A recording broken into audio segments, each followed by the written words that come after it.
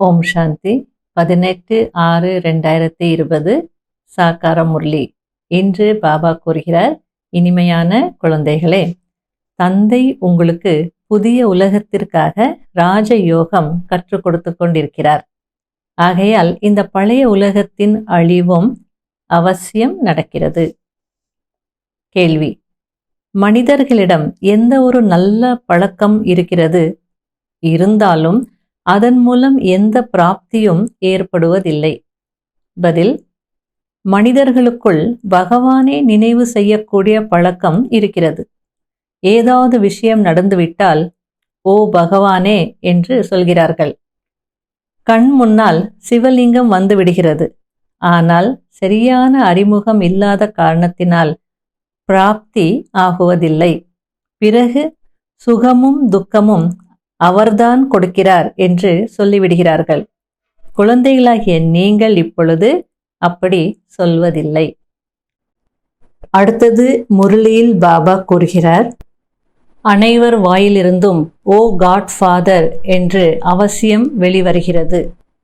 இப்பொழுது குழந்தைகளாகிய உங்களுக்கு தெரியும், தந்தை நான் ஒரு சிறிய புள்ளியாக இருக்கிறேன் என்று தன்னுடைய அறிமுகத்தை கொடுத்திருக்கிறார். புள்ளியாகிய எனக்குள் முழு ஞானமும் நிரம்பி இருக்கிறது.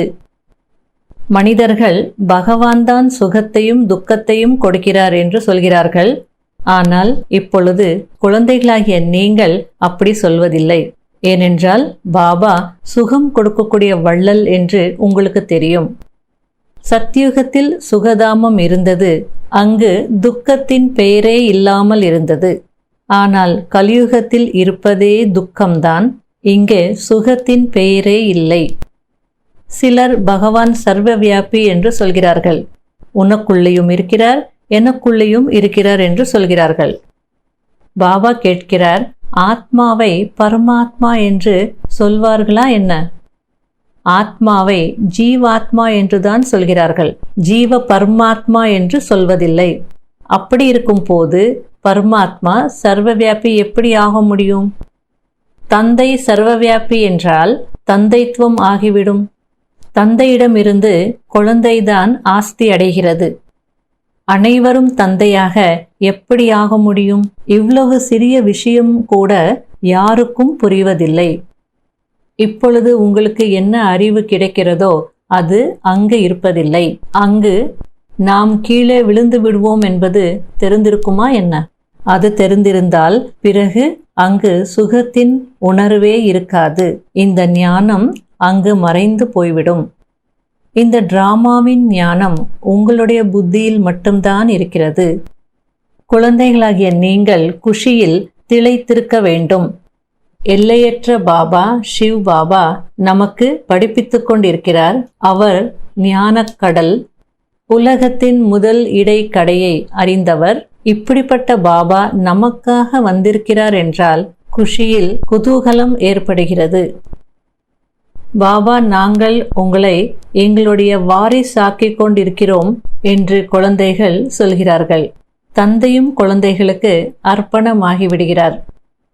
குழந்தைகள் பிறகு, பகவானே, எப்பொழுது நீங்கள் வருகிறீர்களோ அப்பொழுது நாங்கள் உங்களுக்கு அர்ப்பணமாகி விடுவோம், அதாவது குழந்தையாக ஆக்கிக் கொள்வோம் என்று சொல்கிறீர்கள். இவரும் தன்னுடைய குழந்தைகளை தான் வாரிசாக்கிக் கொள்கிறார். பாபாவை எப்படி வாரிசாக்கிக் கொள்வீர்கள்? இதுவும் மிகவும் ஆழமான விஷயமாகும். தன்னுடைய அனைத்தையும் எக்ஸ்சேஞ்ச் செய்ய வேண்டும். இது புத்தியினுடைய வேலை. ஏழைகள் உடனே எக்ஸ்சேஞ்ச் செய்து விடுவார்கள். பணக்காரர்கள் செய்வது கடினம். ஞானத்தை முழுமையாக புரிந்து கொள்ளாதவரை அவ்வளவு தைரியம் வருவதில்லை. பாபாவே தன்னுடைய வாரிசாக்கிக் கொண்டு பிறகு தன்னுடைய ஷரீர நிர்வாகத்தையும் செய்ய வேண்டும். ட்ரஸ்டி என்று மட்டும் புரிந்து கொண்டு இருக்க வேண்டும். பாபா நிறைய யுக்திகளை சொல்கிறார்.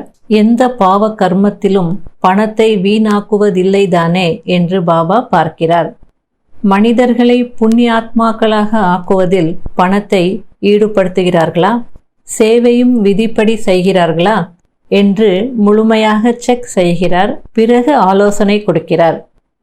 இவர் கூட, அதாவது பிரம்மா கூட தொழில் செய்யும் போது ஈஸ்வரின் பெயரில் தனியாக பணத்தை எடுத்து வைத்தார் அல்லவா? அப்பொழுது அது மறைமுகமாக இருந்தது. இப்பொழுது தந்தை நேரடியாக வந்திருக்கிறார். நாம் என்னென்ன செயல்களை செய்கிறோமோ அதற்கான பலனை ஈஸ்வரன் அடுத்த பிறவியில் கொடுப்பார் என்று மனிதர்கள் நினைக்கிறார்கள். யாராவது ஏழைகளாக துக்கத்தில் இருந்தால் அவர்கள் என்ன கர்மா செய்தார்களோ என்று நினைப்பார்கள். நல்ல கர்மா செய்திருந்தால் சுகமானவர்களாக இருப்பார்கள் என்று சொல்வார்கள். பாபா குழந்தைகளாகிய உங்களுக்கு கர்மத்தின் விளைவுகளை பற்றி புரிய வைக்கிறார். ராவண ராஜ்யத்தில் உங்களுடைய அனைத்து செயல்களும் பாவ கர்மம் ஆகிவிடுகிறது. சத்யுகத்திலும் திரேதாயுகத்திலும் ராவணன் இருப்பதில்லை. ஆகையால் அங்கு எந்த கர்மாவும் பாவ கர்மம் ஆகுவதில்லை. இங்கு நல்ல கர்மா செய்தால் அதற்கான அல்பகால சுகம் கிடைக்கிறது. இருந்தாலும் ஏதாவது நோய் தொந்தரவுகள் இருந்து கொண்டே இருக்கும். ஏனென்றால் சிறிது கால சுகம்தானே. பாபா சொல்கிறார், இப்பொழுது இந்த ராவண ராஜ்யமே முடிய போகிறது. சிவ் பாபா ராமராஜ்யத்தை ஸ்தாபனை செய்து கொண்டிருக்கிறார். பாபா, நீங்கள் எங்களுக்கு எவ்வளவு உயர்ந்த படிப்பை படிப்பிக்கிறீர்கள். நாங்கள் உங்களுக்கு அர்ப்பணம் ஆகிறோம். இப்பொழுது உங்களை தவிர நாங்கள் வேற யாரையும் நினைக்க மாட்டோம் என்று குழந்தைகள் சொல்கிறார்கள். பாபா சொல்கிறார், கடைசி வரை படிக்க வேண்டும் என்றால் கண்டிப்பாக டீச்சரை நினைவு செய்ய வேண்டும். இவர் அன்பான தந்தையாகவும் இருக்கிறார், அன்பான டீச்சராகவும் இருக்கிறார். அப்படிப்பட்ட தந்தையை நினைவு செய்ய வேண்டும் தானே. பாபா பதிகளுக்கெல்லாம் பதியாக இருக்கிறார், தந்தைகளுக்கெல்லாம் தந்தையாக இருக்கிறார். இவரிடமிருந்து நமக்கு எவ்வளவு சுகம் கிடைக்கிறது. மற்ற அனைவரிடம் இருந்தும் துக்கம்தான் கிடைக்கிறது. டீச்சரிடமிருந்து சுகம் கிடைக்கிறது. ஏனென்றால் படிப்பு வருமானத்திற்கு வழியாக இருக்கிறதல்லவா. பாபா ஒவ்வொரு விஷயத்தையும் நன்றாக புரிய வைக்கிறார். புண்ணியாத்மாவாக ஆகுவதற்கு நினைவில் அவசியம் இருக்க வேண்டும். உங்களுடைய யோகத்தை துண்டிப்பதுதான் மாயாவின் தர்மம். யோகத்தில்தான் மாயா தடைகளை ஏற்படுத்துகிறது. தந்தையை மறந்து விடுகிறீர்கள். மாயாவின் புயல்கள் நிறைய வருகிறது. இதுவும் டிராமாவில் ஃபிக்ஸ் ஆகி இருக்கிறது. அனைவருக்கும் முன்னால் இவர்தான் இருக்கிறார். ஆகையால் இவருக்கு தான் அனைத்தும் அனுபவம் ஆகிறது. இந்த பிரம்மா பாபா சொல்கிறார், என்னிடம் வந்தால் தானே அனைவருக்கும் புரிய வைக்க முடியும். மாயாவின் புயலே வரவில்லை என்றால், யோகா இருந்து கொண்டே இருந்தது என்றால் கர்மாதீத நிலை ஆகிவிடும். பிறகு நாம் இங்கு இருக்க முடியாது. ஆகையால் மாயாவின் புயல்கள் அவசியம் வரும். பாபாவிடமும் வருகிறது, உங்களிடமும் வருகிறது. சிவனுடைய ஊர்வலம் என்று பாடப்பட்டிருக்கிறதல்லவா. சிவ்பாபா வந்தார் என்றால் ஆத்மாக்களாகிய நாம் அனைவரும் சென்று விடுவோம். சிவ்பாபா வரும் பொழுதுதான் நாம் அனைத்து ஆத்மாக்களும் போக முடியும். சிவ்பாபா வருவதே அனைவரையும் அழைத்து செல்வதற்காக. கடைபிடிக்க வேண்டிய முக்கியமான சாராம்சம், முதல் பாயிண்ட், சிவ்பாபாவை தனது வாரிசாக ஆக்கிக்கொண்டு அனைத்தையும் எக்ஸ்சேஞ்ச் செய்து கொள்ள வேண்டும். வாரிசாகி ஷரீர நிர்வாகம் செய்து கொண்டே ட்ரஸ்டியாகவும் இருக்க வேண்டும். பணத்தை எந்த பாவ காரியத்திலும் ஈடுபடுத்த கூடாது. இரண்டாவது பாயிண்ட், சுயம் ஞானக்கடல் பாபா நம்மை படிக்க வைத்துக் கொண்டிருக்கிறார் என்று உள்ளுக்குள் குஷியில் குதூகலம் இருக்க வேண்டும். புண்ணிய ஆத்மா ஆகுவதற்கு நினைவில் இருக்க வேண்டும். மாயாவின் புயல்களை கண்டு பயப்படக்கூடாது. வர்தானம், ஆன்மீக தன்மையின் நிலை மூலம் வீண் விஷயங்களின் ஸ்டாக்கை முடிக்கக்கூடிய குஷியின் பொக்கிஷத்தினால் நிரம்பியவர் ஆகுங்கள். ஆன்மீக தன்மையின் நிலை மூலம் வீணான விஷயங்களின் ஸ்டாக்கை முடித்து விடுங்கள். இல்லையென்றால் ஒருவர் மற்றவரின் அவகுணங்களை வர்ணனை செய்து நோய் கிருமிகளை வாயுமண்டலத்தில் பரப்பிக் கொண்டிருப்பீர்கள். இதனால் சூழ்நிலை சக்திசாலியாக ஆகாது. உங்களிடம் அநேக பாவனைகளுடன் அநேக ஆத்மாக்கள் வருவார்கள். ஆனால் அவர்கள் உங்களிடமிருந்து சுப பாவனையின் விஷயங்களை மட்டும் எடுத்து செல்ல வேண்டும். இது எப்பொழுது நடக்கும் என்றால், எப்போது சுயம் தன்னிடம் குஷியான விஷயங்களின் ஸ்டாக் சேமிப்பாகி இருக்குமோ அப்போது நடக்கும். ஒருவேளை மனதில் யாரை பற்றியாவது வீணான விஷயங்கள் இருந்தது என்றால், எங்கு விஷயங்கள் இருக்குமோ அங்கு பாபா இருக்க மாட்டார், பாவம்தான் இருக்கும். அதாவது ஹிந்தியில பாப் பாப், பாப் என்றால் தந்தை, பாப் என்றால் பாவம். அப்போ நம்முடைய மனதிற்குள்ள விஷயங்கள் இருந்ததுன்னா அங்கே பாபா இருக்க மாட்டார், பாவம் தான் இருக்கும். பாவம் இருக்கிற இடத்துல பாபா இருக்க மாட்டார், பாப் தந்தை இருக்க மாட்டார், தந்தை இருக்கிற இடத்துல பாவம் இருக்காது என்று சொல்ல வரார். ஸ்லோகன்: நினைவின் ஸ்விட்ச் ஆன் ஆகி இருந்தால் மூட் ஆஃப் ஆக முடியாது. ஓம் சாந்தி. இன்றைய முயற்சிக்கான பாயிண்ட்: நான் அகநோக்கு பார்வையுடைய ஆத்மா அல்லது அகநோக்கு முகமுடைய ஆத்மா. பாபா பாருங்க, நமக்கு முதல் பாடத்திலேயே நீ ஆத்மா என்ற ஞானத்தை கொடுத்துட்டார். என்னைக்கு நமக்கு இந்த ஆத்ம ஞானம் கிடைச்சதோ உடனே அந்த உலகத்தை பார்க்கக்கூடிய பார்வை மாறிடுது. பார்வை உள்பக்கம் திரும்பியது அப்படின்னு சொல்லலாம். அதாவது சரீரத்திலிருந்து விடுபடக்கூடிய ஒரு ஆர்ட் பாபா நமக்கு சொல்லி கொடுத்துட்டார். சரீர உணர்விலிருந்து அல்லது சரீர அந்த அபிமானத்திலிருந்து விடுபடக்கூடிய ஒரு கலை. அப்போ எப்போ எனக்கு இந்த கலை வந்ததோ, சரீர உணர்வுலேருந்து டிட்டாச் ஆகக்கூடிய கலை, அப்போ எனக்கு வாழும் கலை, ஆர்ட் ஆஃப் லிவிங் நான் தெரிஞ்சுக்கிட்டேன். எப்போவுமே என்னுடைய பார்வை எப்படி இருந்தது? முதல்ல ஞானத்துக்கு வர்றதுக்கு முன்பு வெளி உலகத்தை பார்ப்போம், பேச்சு, கவர்ச்சிகள். அப்போ பார்வை உள்பக்கம் திரும்பியது. அப்போ எவ்வளோ அழகான வாழ்க்கை வாழும் கலை எனக்கு வந்தது. ஆமை போல அப்படின்னு சொல்லலாம். ஆமை எல்லா காரியங்கள் செய்து உலகத்தில் இருக்குது, வேணும்னும் போது காரியங்களை செய்து தேவையில்லாத நேரத்தில் கை கால் எல்லாமே உள்ளே இழுக்குது. அப்போ அகநோக்கு பார்வையாளர் அப்படின்னா என்ன? தேவைப்படும் போது பேசணும், தேவைப்படும் போது பார்க்கணும், தேவைப்படும் போது கேட்கணும். ஃப்ரீயான உடனே எல்லா மனதை அதிலிருந்தெல்லாம் விடுபடுத்து. நம்ம கை கால் உள்ளே இழுக்க முடியாது, ஆனால் மனதை நம்ம உள்பக்கம் திருப்பிக்கலாம். அதுதான் அகநோக்கு பார்வை.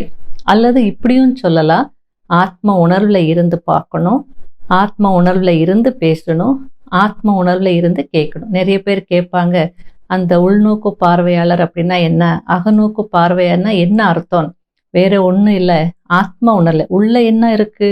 நான் என்னுடைய முகத்தை திருப்பி கொள்ளும் போது, ஆத்மாவுடைய முகம் உள்பக்கமாக திருப்பும் போது உள்ள என்ன இருக்கு? ஆத்மா. அப்போ சரீரத்திலேருந்து விடுபட்டு ஆத்மாவாகி நான் காரியங்கள் செய்யும் போது எங்கே இருக்கிற நான்?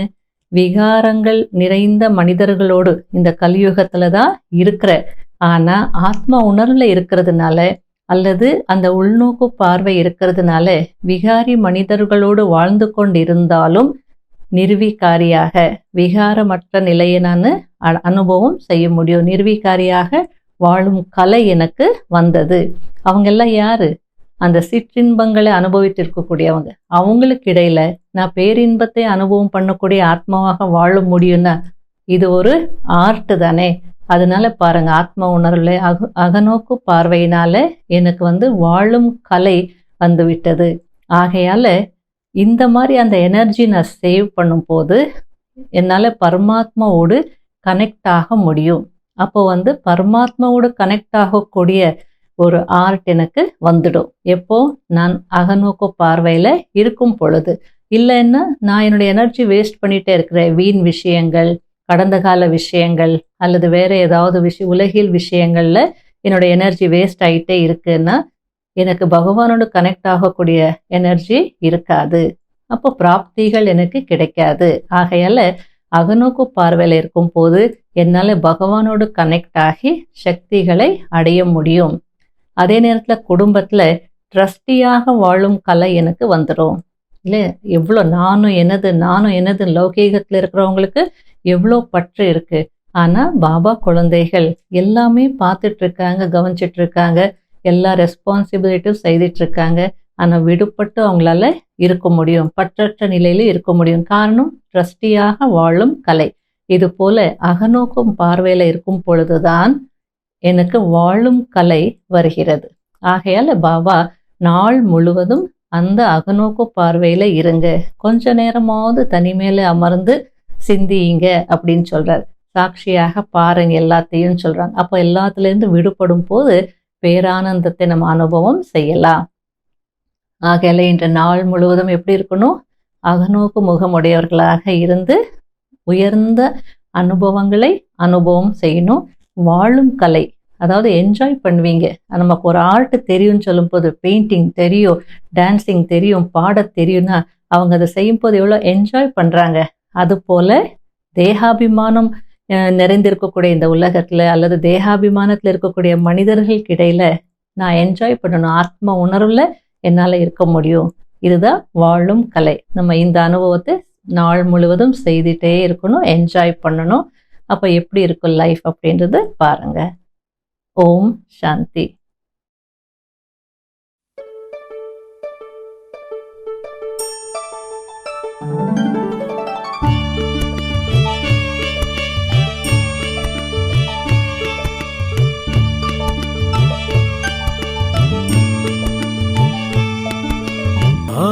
ஆத்மதரிசனம் உன் சுயதரிசனம், ஆத்மதரிசனம் உன் சுயதரிசனம், ஆத்ம ஜோதியினாலே மனமே வெளியே அலைவது கண்டு துவளாதே ஒன்று சேர்ப்பாய். ஆத்மதரிசனம் உன் சுயதரிசனம், ஆத்மதரிசனம் உன் சுயதரிசனம்.